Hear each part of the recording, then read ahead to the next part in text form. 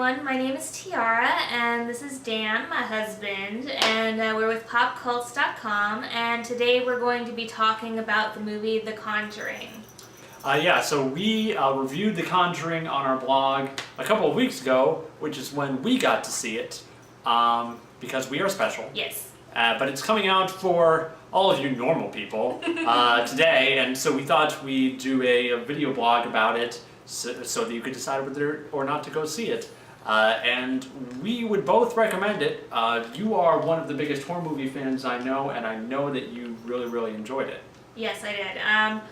I have been a fan of horror movies for a very long time, and since I was a kid, because, you know, what else does your mom want to take you to if not like Nightmare on Elm Street and other such movies when you are like 8 years old? That is parenting? Is what that is? Yes, exactly. So, yeah, I've been watching all kinds of different horror movies since I was little, and I love, you know, all sorts of different genres, from like the classics, you know, Vincent Price and Alfred Hitchcock, to things like slasher movies. And yeah, I really actually was surprised with how much I enjoyed The Conjuring. I have kind of been desensitized to being scared by films because of, you know, seeing scary movies since I was a little kid, and this movie actually honestly scared me. Yeah, I have never seen in the theater before what happened in this movie, which was this person went like this and just went, nope, at one point in the movie. Yeah. She could not watch it anymore. Now, The Conjuring has been rated R, but not for any of the usual reasons, not for gore or sex or language. It's been rated R solely because it's too scary for children, which I have never seen before. But it does it without being real gory. It's not a slasher movie. It's very old school in a lot of ways. Yeah. It's directed by James Wan, who did the first Saw movie, which, you know, is definitely very gory. And also, he directed Insidious, which is another movie that I really like. Probably the first horror movie in maybe the last, 5 years that I was really excited about. Yeah, and this movie and Insidious are very similar in a lot of ways. They both are very sort of things going bump in the night, and a lot of tension and sort of ghost stories, but also they both have groups of people that come in who, like, this is what they do, and they know what's happening, and they're right about what's happening, and they fight it. So in a lot of ways, they're sort of structured very similarly. Right. And this one actually featured a couple of actual people in it. Ed and Lorraine Warren, who are actual, real living people, although I believe Ed Warren is now deceased. Yeah. But Ed Warren was a demonologist, and Lorraine is a clairvoyant. Yeah. Which is, not what I thought of when I thought of clairvoyant, but she's like psychic-ish. And they are probably most famous for writing the book about the Amityville Horror, which the famous movie is based on. Yeah. And they are very good in this movie. I really enjoyed the way it was very sort of straightforward. You know, a lot of horror movies today feel like they have to sort of be ironic about it because, oh, you've seen ghosts and zombies and stuff before. But there was none of that in this movie. Everyone was very freaked out by what was happening because it was very freak-out worthy.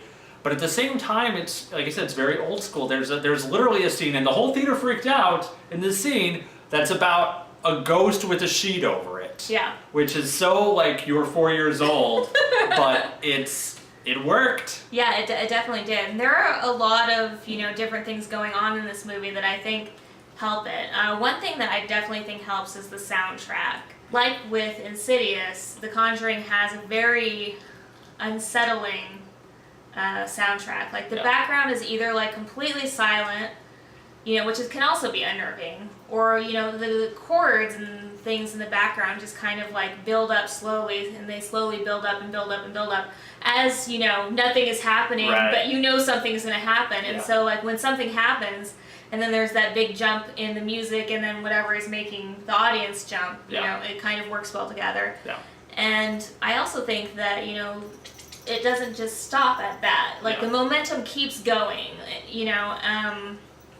Yeah, it sort of puts you in the space of, it doesn't just have the jump scare. A lot of movies will sort of build up and then there'll be a scare and then it's over.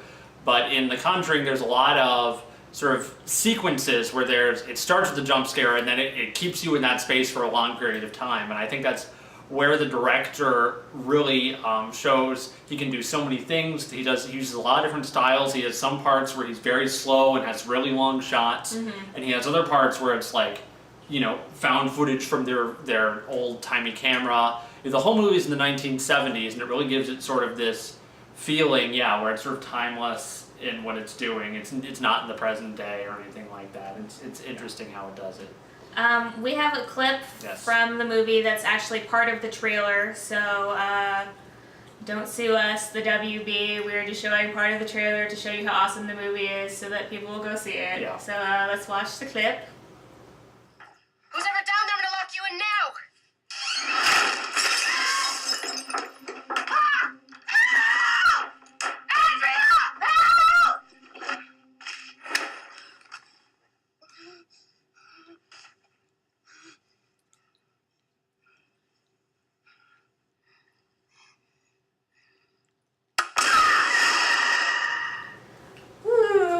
Scary stuff. It's funny because we saw that in the trailer coming in, but Dan, I kept glancing over at him, and the way that he was watching the movie for the majority of the time was like this. Yeah, I wasn't actually looking at the screen. He was looking down in a way, and so even though we had seen this particular scene, in the trailer, he was still looking down. I don't think, knowing it was coming didn't make it any better. And, the whole movie, that was just one long scene that kept going. Yeah. And things kept going. But that wasn't, the beginning of the scene. That was, the end of a long sequence of things that were happening. And you're like, no, don't do it. You're going to do it. Okay, you're doing it, and now... Yeah. It was very much one great thing about horror movies, I think, compared to a lot of movies these days, is no matter what theater you're in, you tend to get sort of more audience participation, people yelling at the screen and going, no, don't do it. There's a lot of that. But I did think that this sort of having the investigators works well because there isn't a lot of what you usually get in horror movies, which is people doing really stupid things. Right. It felt like they were sort of actively trying to fight it, but just sometimes it didn't work out very well. There were some people doing some stupid things, Yeah. but overall, you had you quickly got to the point where you got the experts in there, and they were telling them what to do, and they were dealing with it. So you didn't have a lot of those kind of rookie mistakes where half of the cast dies because someone decided to do something stupid. Yeah. But overall, I really enjoyed it. I think, definitely, there was that one scene where, I just covered my ass and said, nope. And, to be fair, there are the things that really do creep me out, in movies, usually have to do with, creepy children. Yeah. And I am, kind of in real life, super weirded out by dolls. Yeah. And there was, the opening of the movie involves a case that the Warrens are working on that involves, a demonically possessed doll. Yeah. And so, that was a little much for me. That and, the scary children ghosts, and there's a bunch of stuff going on in here, but that was nope. No. I'm done. Well, and it's sort of emblematic of the whole movie is that there is it starts out with the scene of a really creepy doll, and at first you're not sure, am I supposed to be laughing at this? Is this supposed to be funny? What's happening? Is this making fun of them? Right. And you soon realize that no, we are supposed to be taking the super creepy doll super seriously, Right. and then it doesn't take them very long for you to be yeah, okay, I'm taking the super creepy doll super seriously. Right. It's not there's nothing tongue-in-cheek about this movie at all.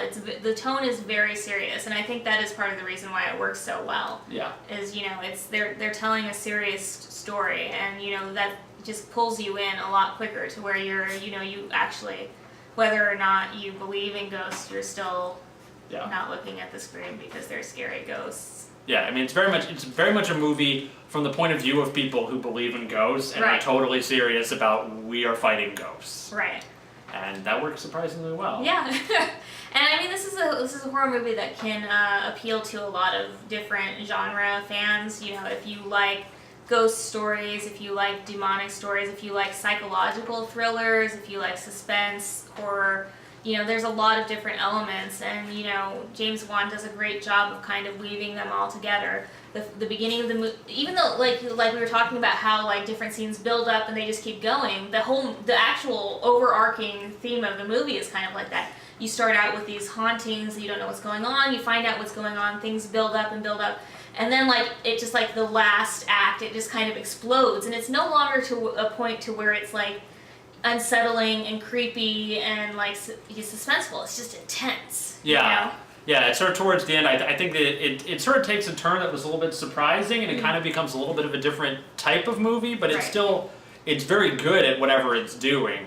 He's able to pull off whatever he tries to do in the movie. Right. And it's good that it's surprising, I think. Yeah, I agree. So, yeah, definitely. We definitely suggest checking out The Conjuring.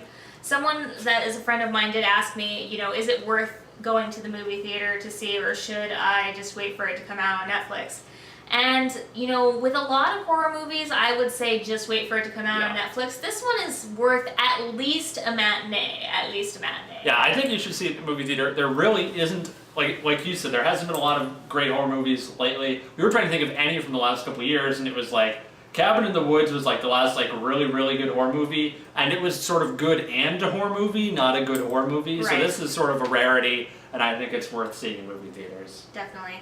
So if you've seen The Conjuring, let us know what you think. You can tell us in the comments below, or down there. Yeah, in the bottom. So let us know your thoughts about the movie. We look forward to hearing from you. And if you haven't seen the movie, definitely go check it out. We definitely recommend it. Yep. I'm Dan. And I'm Tiara, and this has been our review of The Conjuring. Thanks for tuning in. See you next time.